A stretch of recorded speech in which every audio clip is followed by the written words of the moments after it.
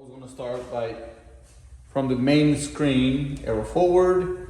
You go to your password menu, 1, 2, 3, 4. And then we're going to go on here on calibration. Once you enter your calibration, we're going to change that to car. And we're going to proceed with the calibration. The first thing we do is, even though that is an order from left to right, we're going to start with our measuring of all of the gauges that we have first. So we hit the center button. We're going to do distance and diameter. That's this arm right here. So press the yellow button. The only thing we got to do, so we'll do distance and diameter, this arm right here. Press the yellow button. All we got to do is just move over to the bell of the shaft. These are the numbers that we need to get, so we can just move it up or up a little bit because it's mounted. It's a piece of plastic mounted on a piece of aluminum. So right there, press our green button. From there, we just gotta rotate that arm all the way around, hitting the outside part of the housing. And when it prompts us, we're just gonna move the arm farther into the balancer in the shallower part of the shaft. So we're gonna get a 15-inch wheel.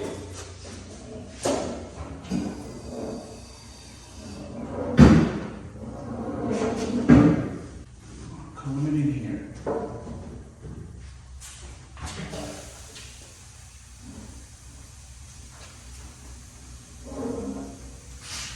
And we're just gonna follow the instructions from the screen. Now, when we're measuring the distance and the diameter of the wheel, one of the things that we gotta take into account is that we are gonna be placing the diameter arm right at the lip of the wheel. Well, if you measure from one side of the wheel to the other side of the wheel, it really doesn't measure 15 inches. It's gonna measure 16 inches. It's 15 inches where the bit of the tire meets the inner part of the wheel when it sits on the wheel. So 16 inches translated into millimeters is 406 millimeters. So we're just going to change this number to 406. Once we have it on there, all we got to do is just press this arm against the lip of the wheel and press the green button. The distance and the diameter are already been set. So from there, we're going to arrow back, and now we're going to do our weight calibration. Again, we're going to need a 15-inch wheel, steel wheel, and a tire. To do this, I'm going to go ahead and measure my wheel. We just measure that. It measures 15 inches. The width of this wheel is going to be about 6 inches. So I'm just going to change that with my plus and minus buttons here. Once we measure a wheel, we're going to need an 100-gram weight, or 3.5 ounces, so we can perform our weight calibration on here. So I measured already, green button. The machine is telling us that the weight is not supposed to be on the wheel. All I gotta do now from there is close the hood. Okay, once our balancer has stopped, it's asking us to position our weight, 3.5 ounces or 100 grams, at 12 o'clock right here. One of the things that I always use on balancers is that they have an arrow on the shaft. I always point the arrow up at 12 o'clock and I use that as a reference. Once I reference my wheel at 12 o'clock, when I'm going to install my weight, all I got to do, place my weight right there at 12 o'clock and close the hood again. Once the cycle stops, again, referencing my arrow, 12 o'clock, all I'm going to do is remove my weight from the outside part of the wheel and just move it directly across to the inside. And we'll close the hood again.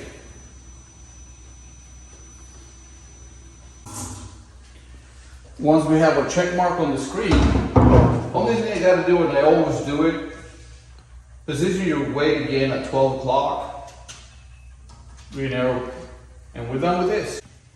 The last part of the weight calibration, or the calibration at all, is that we're going to remove our wheel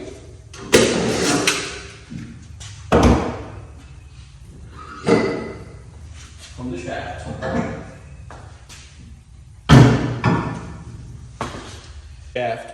Since this is a truck balancer, we also have to calibrate the weight in truck mode. So simply we're going to change this to truck. We're going to hit our yellow button one more time. And now we see here that it's asking for something different. So what we have here is our calibration fixture for trucks. This is a tool that comes with all of the GTL4 140s. You're supposed to keep it in a place where you can get to it whenever the calibration is due or is necessary for you to do the calibration. What we're doing here is that longer pegs are going to go to the inside of the machine to mimic that the only thing it's mimicking is the offset of the wheel. The dish of the wheel. You got a couple of bolts that come with it. We got to make sure that it's secured to the shaft of the balancer.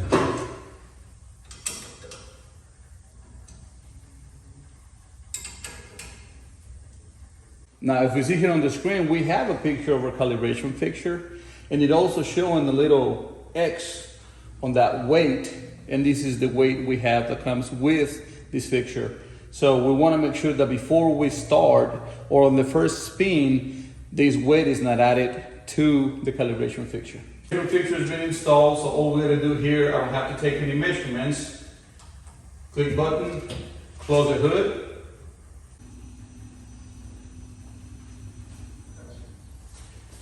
Once it cycles through the first time, it's the same thing as when we had it in car mode.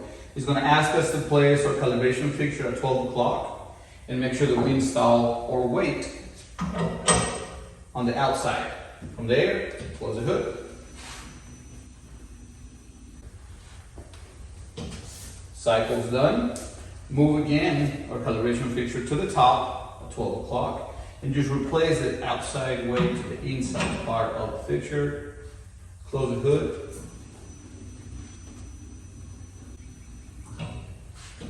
Once we're done, you have that check, the green check on the screen. Move it again to 12 o'clock. And we're removing the calibration fixture to go into our last step. Now the last step is going to be once we remove our fixture from the shaft, we're going to do an empty shaft calibration.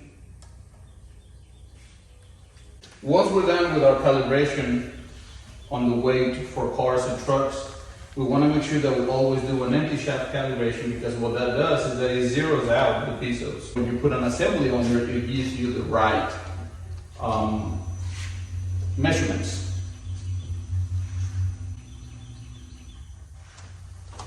Once it cycles through, it will give you the same message on the screen. You never forward, and your calibration is complete. Your machine is now ready to use.